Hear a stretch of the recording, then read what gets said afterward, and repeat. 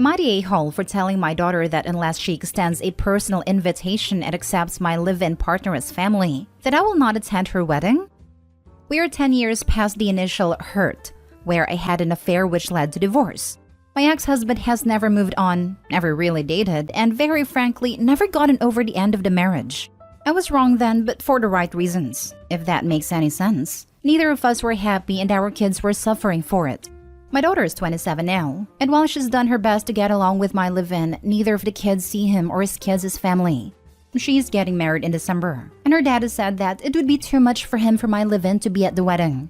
Please recall that the initial hurt was 10 years ago. It is not my fault that my ex is not over it.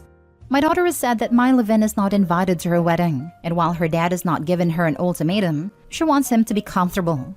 To me, this is ridiculous. My live-in has been part of her family for 10 years. He has loved and provided for her in every way he can. I have told her that she needs to extend to him a personal invitation as a member of the family or I will not attend. My daughter exploded on me when I told her this yesterday at our weekly family dinner. And I have not slept in almost 36 hours because I am so upset. To help me find some clarity, am I the a-hole for making the demand I did? Now for the top comments. You're the a-hole. If she doesn't want him there, that's her choice. It's her wedding. For you to not attend because she doesn't want your live-in there is childish behavior. You aren't even referring to him as stepdad, and that says a lot. Just because you shacked up with another guy doesn't mean your daughter needs to pretend that his family and your family are family. That's some Brady Bunch fairy tale right there. You only stand to ruin your relationship if you don't attend. That's on you if you want to do that. Make an adult decision and the right one as a parent. She obviously wants you there, at least. We aren't married. If we get married, then I sacrifice what I am owed from my husband's military retirement. You can't be for real. You cheated with another man. Then you screwed over your husband by taking a portion of his retirement benefits? No, I lost those in a divorce. The Air Force pay what are called survivor benefits. After he dies, I am entitled to half of what his retirement would be. Lol. And why are you entitled to the money of the ex-husband that you cheated on? After you die, you are entitled to a one-way trip to somewhere extremely hot, so make sure you pack light. The law says I am. If this is the hill you want to die on, you can miss your daughter's wedding. She'll know what you prioritize. Time doesn't absolve you of guilt. You cheated and shattered your family. That's never gonna change. She won't pick you over her father. You gave her an ultimatum. He didn't. You're the a-hole. Edit from one of Opie's comment, she and the live-in are not married because she doesn't want to lose access to the retirement benefits owed to the man she cheated on. Opie, you are a vile and entitled goblin. Gotta bleed a victim for everything he's worth. So nasty. Opie's a piece of work. You're the a-hole. I've read your comments. You seem to be self-righteous, entitled, and self-centered. You had no right to make that demand. That is your daughter's wedding, not yours. It is up to her and her fiancé to determine the guest list. She does not need to invite your live-in, whatever he is. Back in the day, live-in meant housekeeper. For that matter, she doesn't need to invite you. For people my age, live-in is a term of respect for a non-married partner. Maybe in your area, but where I'm from, it's a fair partner. And I have a child your daughter's age, so it's not about age and respect. It's about you not accepting and living up to the damage you caused.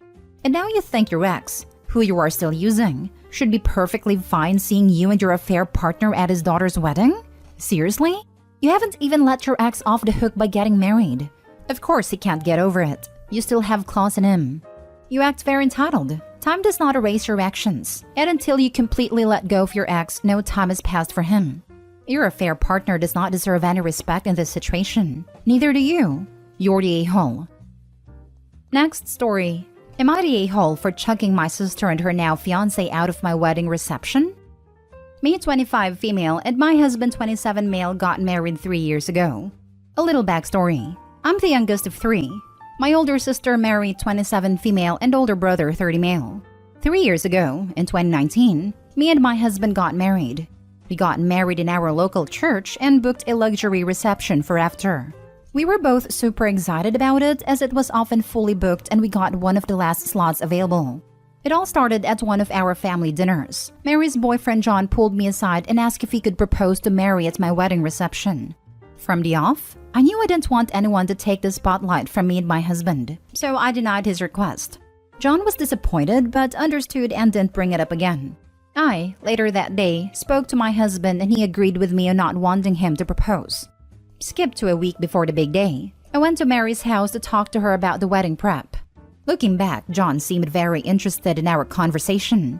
We got onto the topic of the fancy reception that I had booked. John kept asking questions all about it. He requested to look around it before the big day, so I gave him the address and didn't think anything more of it.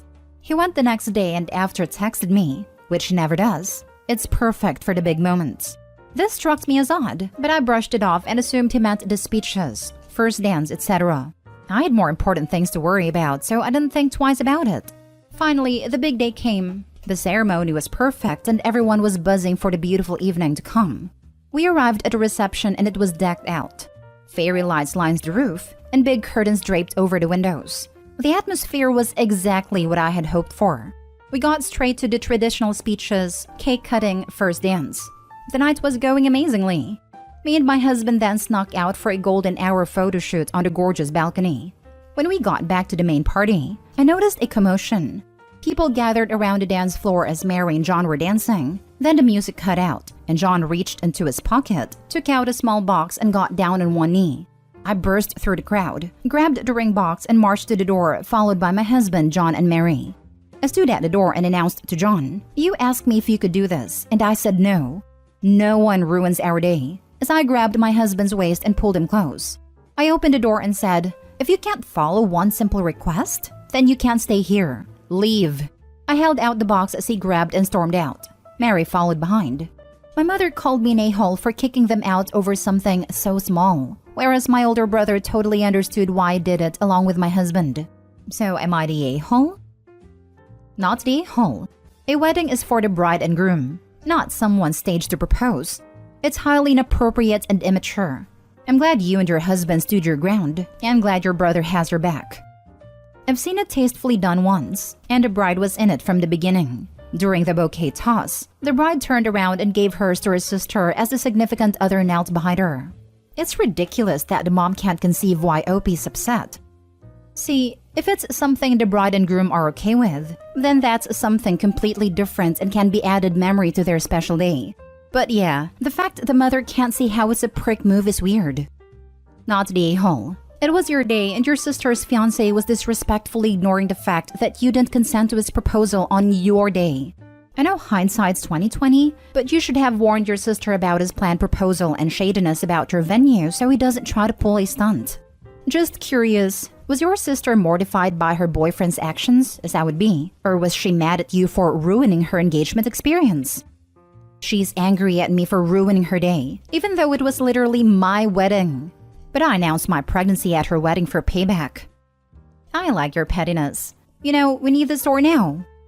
Keep your eyes out. That story will be up in a few days. Next story. Am I the a-hole for refusing to babysit my niece and leaving her with a stranger instead? I, female 24, am an aunt to my 1-year-old niece Ava. My sister and brother-in-law live close to me, so I babysit for them sometimes. They don't pay me, but I'm happy to do it anyway. On Friday was their anniversary and they asked me 3 weeks in advance if I could babysit. I provisionally agreed because I had nothing else planned. My plans changed, however, when some of my old college friends told me they were stopping by my town on Friday. I haven't seen them in nearly 3 years and really wanted to see them.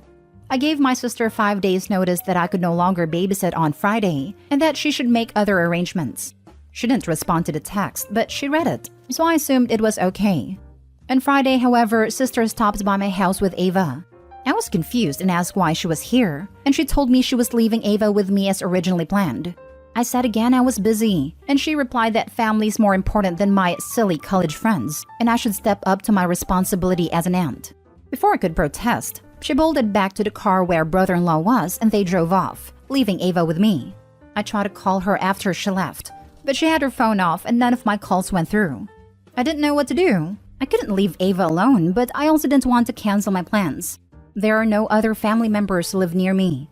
However, I do have a friend, Jade, who lives nearby.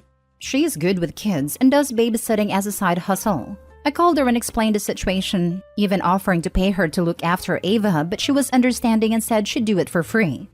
I thanked her profusely and dropped Ava off. I texted my sister to say I'd left Ava with Jade and to collect her from her house. It's relevant to the story that neither sister nor Ava know Jade personally.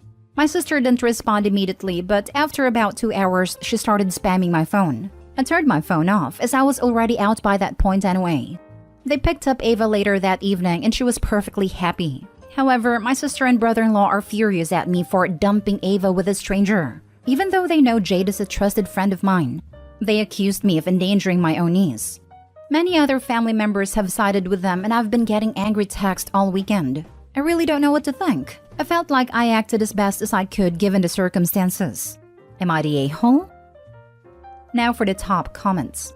Not the a-hole. Yes, your sister asked you 3 weeks in advance. But 5 days is plenty of warning that you wanted to change plans. The fact she didn't call you back or try to negotiate with you and just dropped your niece off and ran isn't funny or cute. She's the parent, and her kid is her and her husband's responsibility, not yours. Welcome to parenthood. She seems to be confused on this point. You don't owe her free babysitting. At all. Her antics of drop and dash, and then triangulating other family as flying monkeys to guilt trip you, are childish, selfish, and disrespectful. So for the foreseeable future, no matter what, when she asks you to sit, tell her no. Make her reach out to other mommy friends, get into a babysitter co-op, or gasp, her husband's family or friends can step up. Only offer to take your niece when you want to see her at your convenience, or be available as a sitter in a true emergency, like a hospital or funeral home is involved. But other than that, she needs boundaries and consequences for her nonsense. Give them to her. Not to mention sister dropped Ava off after being told she wouldn't babysit. Let's call it what it is. Sister abandoned Ava. And OP should call police and CPS if/when she does it again. Not an a-hole. Please text back. I did you a favor not calling the police when you dropped off your child knowing I was about to leave the house. Next time, I'll just call the police so your child won't be traumatized by being babysat by one of my friends. As for your family, I would send a group text. I had plans on X night. My sister showed up with her baby. I said I couldn't watch her, and my sister drove off, then shut off her phone. What my sister did was reckless. Her child isn't luggage. She's a person. If anyone thinks it's okay for her to drop her child off when you tell her you can't watch her and then shut her phone off, I'll let her know. That way, you guys can always make sure your plans are free, knowing she can come by at any time, and then shut off her phone so you can't reach her in an emergency. You've worded this really nicely. I haven't really responded to any of my family yet because I don't have the energy. But when I do, I'll definitely consider using some of these points. And I did in fact consider calling the police. If Jade had not been available, I probably would have, because I'm sick of being walked on by my sister and yielding to her demands. I'll make it clear that in the future, I will take a harsher approach. Thanks. Last story. Am I the a-hole for not canceling dinner with my son's former best friend, her fiancé, and her daughter? My son Jacob, 20, was best friends with Emma, 21, from kindergarten through 8th grade, 5 to 14 years old. Emma had a bad home life and practically lived at my ex-wife's houses. She was a very kind, smart, driven, and well-behaved kid, and we loved having her over. Both my ex-wife and I considered her to be the daughter we never had. In the middle of 8th grade, Jacob asked Emma out, and she ghosted him. We still helped her out by driving her to and from school. We lived almost 5 miles away from their school, and if we didn't drive her, she'd have to walk. Giving her lunches and sending her home with another meal after school against Jacob's wishes.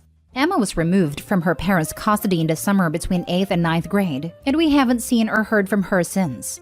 I will admit that both my ex-wife and I were a little heartbroken because she was practically a 4th child to us. I moved last year to a city maybe 4 hours away from my old house. I was at a grocery store on Friday and Emma was there. We started talking and it sounds like she's doing very well for herself. She is in school to be a nurse and is a teaching assistant at a preschool in the meantime. She has also a 2-year-old daughter and is engaged. I told her I'd love to catch up and invited her over for dinner the following day. She said she'd have to make sure her fiancé could stay with her daughter, but we traded numbers and she texted me that day saying she could come over. At dinner, she apologized for what happened with Jacob and explained that he had been harassing her for months before asking her out and was too scared to say no. It does make sense looking back, because that year she was always very on edge and started to keep a distance from Jacob. Nothing ever happened at the house, so I assumed it was a problem with home and hormones. She's coming again this Sunday with her daughter and fiancé. Jacob called me today and said he's going to visit this weekend. His school is only a 90-minute drive from my house. I said, okay, and told him that I ran into Emma the other day and that she's going to come for dinner with her daughter and fiancé on Sunday. He told me to cancel the dinner because he was still mad about 8th grade, then proceeded to call her a loose woman for having a kid at 21. I said I won't cancel dinner, and that I heard her side of the story, and I think he's in the wrong and I can see why she ghosted him. Jacob said either I canceled dinner or he won't visit. And when I said I won't cancel dinner, he called me a crappy dad for taking her side and hung up on me. Now I want to know if I was the a-hole. Nope, not the a-hole. If he can't get over a rejection from nearly a decade ago and from middle school, the problem lies with him. Not the a-hole. Your son is still upset about a crush from middle school and is projecting his anger onto you. I am very concerned about the fact that he issued an ultimatum, which removes all possibility of compromise. He asked you to choose between rejecting him and accepting her or vice versa. Ultimatums like this leave no room for compromise and suggests he may need some emotional growth, and he may need assistance. I'm going to ask his mom to try to talk some sense into him. I mean, you probably don't even need to ask her. Just tell her the details of the conversation as a whole, and I'm betting since you were both fond of Emma, she will see his behavior's messed up and will address it. I'm glad you're not permitting this stuff. If you'd known about it when he was younger, then that might be the only scenario where you'd be the a-hole. But you're doing a good job at handling it in this case, I think. Not the a-hole.